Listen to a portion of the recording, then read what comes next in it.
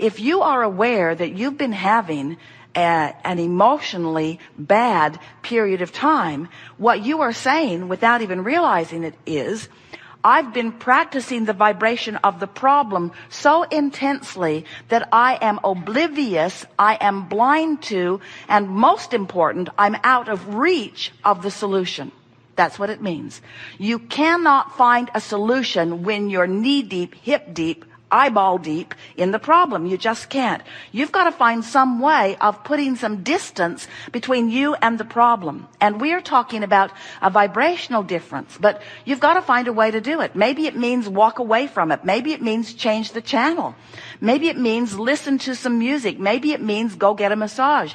Maybe it means hang around with different friends. Maybe it means sleep a little more. Maybe it means meditate for sure a whole lot more. Maybe it means make more lists of positive aspects. It could mean any number of things, both action-oriented or focus-oriented. But what it means for sure is, if you are aware that you've been feeling more depressed than happy, or more sad than happy, or more overwhelmed than exhilarated, or more angry than joyful, if you are leaning in those directions, what it means is you've been letting the environment around you train you into a vibration that is not natural to you.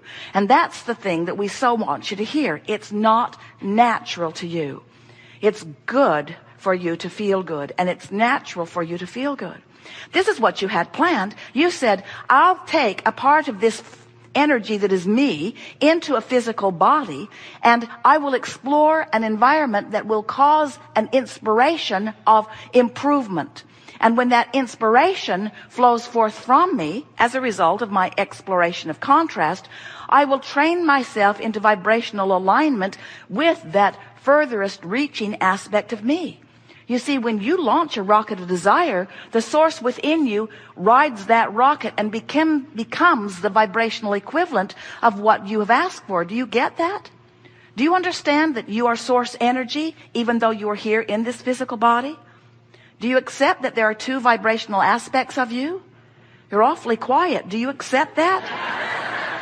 Do you understand that there is a vibrational aspect of you that you can feel your relationship with? Do you understand what your emotions are? Did you hear what we said, and does it resonate with you to some degree? Don't you know that when life gets better and better and better, it's always because you're forward looking? And by forward looking, we mean looking in the direction of that vibration that is emanated from you. You see, here's the thing that we know as vibrational beings that most of our physical human friends don't get at all. You're so involved in the translation of vibration, and you do a magnificent job of it through your vision, through your ears, through your nose, through your fingertips, through your tongue. You're translating vibration to such an emphatic, precise degree that you've got this reality now that you're really hung up on. You're so hung up on the reality that exists that you're all but ignoring the vibrational reality that is the precursor to everything that is to come in terms of manifestation, but it is the evidence of everything that is in terms of your evolution. This vibrational reality that you have been creating long before you got into this body and contributing to ever since, this is the vibrational reality that equals who we all are as non-physical beings. And it is the larger part of who you are. So when you focus upon the money in your bank account today, while we get it that the realists want you to do that, that those people who are objectively exploring the content of your physical reality, they want you to say, look, this is what is, and we want to say to you in a way that you will never forget it, no, that is what was. Because what is over here in this vortex. What is the vibration of who you really are. And if you don't figure out how to become right now, in this moment, a better vibrational match to what is, you can't be joyful. You can't be hanging around in what was. And you say, Abraham, how can you call? I just looked online. I'm looking at my current bank balance, and you're telling me it's not current? And we say, not even close to current. What's current is what you have amassed vibrationally. And you say, but Abraham, I can't spend vibration. And we say, you haven't tried. You haven't even begun to try.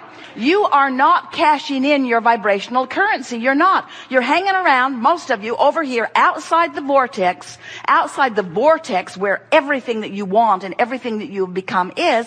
You're hanging around outside the vortex and complaining about what is. And we say, it's old news. Let it go. Let it go. Because you know, when you had that gut-wrenching realization that you didn't have enough money, you put more financial currency into your vibrational reality.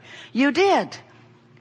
And if we can convince you today of the reality of this vibrational reality and of the real timeness of this vibrational reality and of the present tenseness of this vibrational reality, and we can convince you in some small part to make a decision that you want to find a new addiction. You want to find a new addiction to the good feeling emotions that you only ever find when you're focused in your vortex or looking in the direction of it. If we can convince you of the validity and the existence and the reality, the real-time reality, the furthest, most reaching reality of who you have become, and you are willing to not need to defend what is because it's old news anyway, what you're going to discover as you begin to hang around more in this vibrational sphere, fully connected with the wholeness of who you are, you will be able to look at reality as it now exists, feeling only love and appreciation for it, because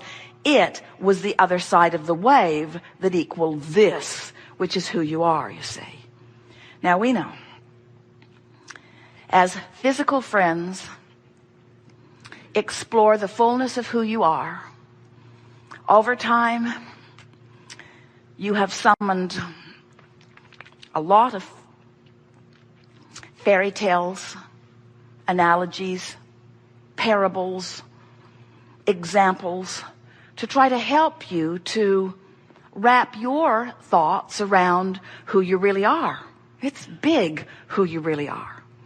And we know that as we stand here in Esther's body, using Esther's ability to decipher and translate our blocks of thoughts into this language that you are hearing, we know that as you watch us wave Esther's arm in a circle and call it the vortex and continue to point at that spot on the floor and call it something that you need to get excited about, we know that that stretches the boundaries of your reality-based world. We know that it does. But it is our promise to you that as you hear what we know, you will find resonance with that larger part of you who knows it too.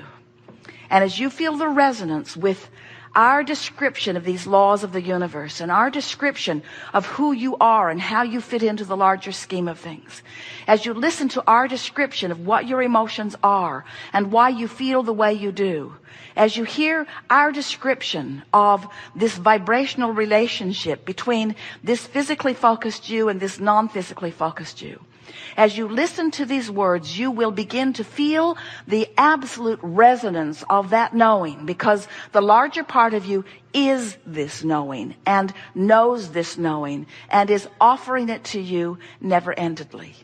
And as you listen and find resonance, you'll come into the vortex at least periodically during this time that we are here together today. And what you're going to notice as you come into this vortex is that not only do the things that we say make sense, but things that you've been living come into full, vivid form for you so that you have an understanding of what's being said here. In other words, words do not teach at all. It's only life experience that teaches. But as you feel the resonance, in other words, as we lure you inside this vortex and you get up to speed with the full knowing of who you are, everything about your life will begin to make sense to you. Not only everything about your life, but everything about everybody else's life also. You live in a universe, we all do, that is based upon this powerful law of attraction. And what that says is there is a frequency that you are emitting based upon the thought that you are thinking right now. that is accompanied by an emotion that is an indicator of all of that. But this thought that you are thinking is causing a vibrational emission that universal forces, basically the law of attraction, is responding to. In other words, you're getting back what you're giving out vibrationally. So if something is really bothering you and you're giving it a lot of attention, you are getting more evidence of it because of the attention that you're giving to it. Now, you knew that when you came, and you didn't see that as a bad thing, because as we were just explaining to you, the bigger the problem becomes, the bigger the solution becomes too. But if we were standing in your physical shoes, we would ask ourselves the question all day, every day: how much attention to the problem is the perfect beneficial amount? In other words, how much of a solution am I wanting to give birth to today? Because when you get out of balance between your problems and your solutions, you get overwhelmed. And then things begin to fall of their economic weight. You get overwhelmed, and then you lose your physical balance. In other words, your physicality, your well-being, your financial well-being, the clarity that you feel in any moment. Everything about your experience is based upon your ability to balance this contrasting world in which you have deliberately focused yourself. We are here to say to you that we think that you are doing extremely well. You have come forth at a time when, for the most part, what you are living is in balance. But we know you to be, as a result of your assembling here with us today, those who are fine-tuning your experience, those who want to be deliberate creators, those who are no longer willing to just observe what's going on around and create by default. We can feel that you want to direct your thoughts, and we know that sometimes you get frustrated because it feels like in an avalanche of a negative thought, it's hard for you to find a thought that takes you into the vortex. We just want you to know that it's not only possible, it's probable.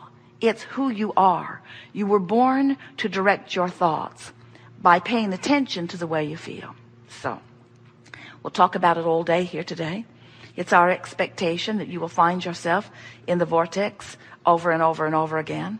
It's also our expectation that as a result of this conversation that we experience together here today, that we will undoubtedly take thought to places that it has not been before. And it is also our expectation that large numbers of you will find resonance with that new thought, and you will experience the deliciousness of what we are calling real-time living. In other words, part of a conversation that gives birth to a new thought that you are in the moment already up to speed with. When you're up to speed with the new thought, you are riding the crest of the wave in the process of creating, just like you knew you would when you made the decision to come into this physical body to begin with. Not one of you said, I'll go forth and suffer into expansion. Every one of you said, I'll go forth and think into expansion. I'll explore, and I will come to conclusions, and I will focus upon the best conclusion that I am able to conjure as I move along. I will be a deliberate creator. That's what you said. And we're here to remind you that you said it and that you meant it, and show you how easy it is to do it. What do you want to talk about? Some things?